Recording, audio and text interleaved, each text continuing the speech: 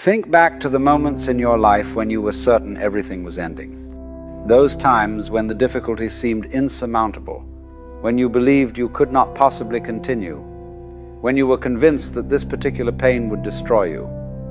And yet here you are. You survived. You endured. You are standing here now, stronger than you were before those moments, carrying the wisdom that only experience can teach. Every single difficult time you thought would end you has passed. Time moved forward, as it always does, in what now seems like the blink of an eye. And this reveals something crucial. Time will pass regardless. The question is not whether it will pass, but how you choose to spend it while it does. Will you spend it in constant battle with what is? Or will you recognize that this too shall pass, just as everything before it has passed? The most extraordinary thing about human suffering is that the vast majority of it never actually happens. We torture ourselves endlessly with scenarios that exist only in imagination, with futures that never arrive, with catastrophes that never materialize. As the Roman philosopher Seneca observed, we suffer more often in imagination than in reality. And if you examine your own experience honestly, you will find this to be absolutely true.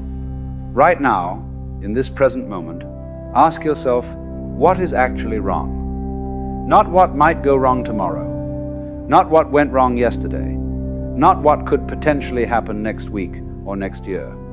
Right now, in this breath, in this second, what is the actual problem? More often than not, you will find that the present moment itself is quite bearable. The suffering exists almost entirely in thought, in the mind's ceaseless commentary about what is happening, rather than in what is actually happening. This is the peculiar trap of human consciousness. We have been given the ability to remember the past and imagine the future, and we use these gifts to create elaborate prisons for ourselves.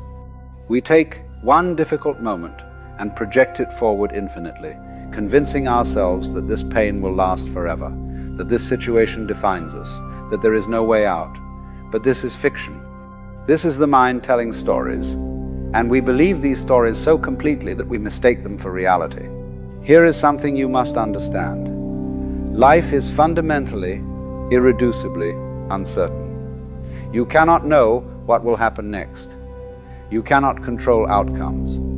You cannot guarantee that things will work out as you hope. And the suffering you experience comes not from this uncertainty itself, but from your desperate attempt to escape it, to achieve certainty where none exists, to control what cannot be controlled.